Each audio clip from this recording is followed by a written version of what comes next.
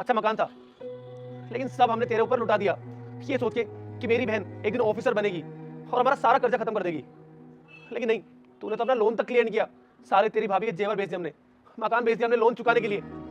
और फिर जब कुछ भी हमारे पास नहीं रहा तो आ गए हम लोग यहाँ पे रहने के लिए।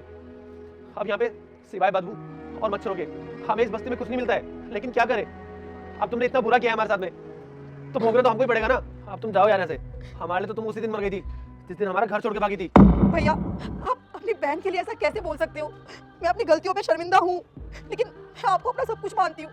आप दोनों मेरे भैया भाभी हो।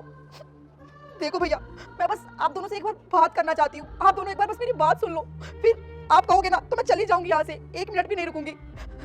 प्लीज एक बार मेरी बात सुन लो भैया। क्या सुनूं मैं तुम्हारी बात, और क्यों सुनूं? मुझे ना गांव के हर एक इंसान ने मना किया था कि अपनी बहन को मत पढ़ा, छोटी बहन को लाड़ प्यार मत करे। लेकिन फिर भी ना मैं उन सबके अगेंस्ट गया। तुम्हारी पढ़ाई लिखाई कराई, तुम्हारे लिए लोन लिया, और तो तुम्हें मैंने पढ़ने के लिए शहर भेजा। लेकिन क्या किया तुमने? अरे वहां पे कोई लड़की को फंसा करके उसके साथ भाग के चली गई, और हम लोग बेचारे गांव में ये सोचते रहे कि तू आएगी, हमारा कर्जा चुकाएगी।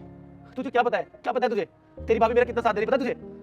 अरे हम लोग ना हर रोज मकान चेंज करते हैं इस डर से कि बैंक वाले जो लोन मांगते हैं ना हमसे, जो पैसा मांगते हैं, वो हम लोगों को ढूंढ ना ले, हम लोगों से पैसे ना ले ले। हम लोगों ने छोटी सी दुकान लगाई थी, लेकिन वहां भी बैंक वाले आ गए, और जिन लोगों से ब्याज पे पैसे लेते ना वो लोग भी आ गए।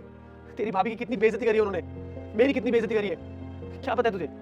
तू जा, तू तो खुश रह आराम से उसके साथ में। अब तो भाई नौकरी भी लग गई होगी तेरी, अब काहे के लिए हमको याद करेगी? क्यों आई यहाँ पे? तू निकल यहाँ से।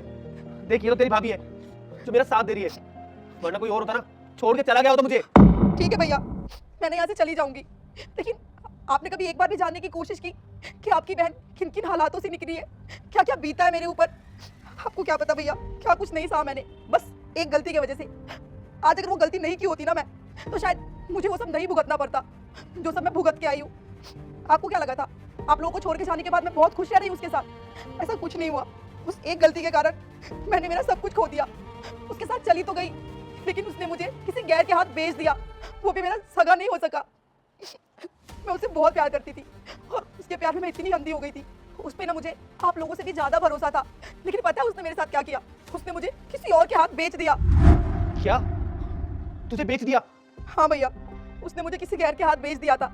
वो तो जैसे तैसे मैं हिम्मत करके वहां से भाग के आ गई, और दूसरे शहर जाके छोटी मोटी जॉब करना स्टार्ट की। कई महीनों तक एक मार्ट में मैं काम करती थी, और उससे तो मुझे सैलरी मिलती थी ना, उससे मैंने अपनी पढ़ाई स्टार्ट की। क्योंकि भैया मैं वापस किस मुंह से आती आप लोगों के पास? अरे आप लोगों की मैंने गांव समाज में इतनी बदनामी करवा दी, मेरी वजह से आप लोगों के ऊपर इतना सारा कर्जा हो गया। आज आप लोग इन हालातों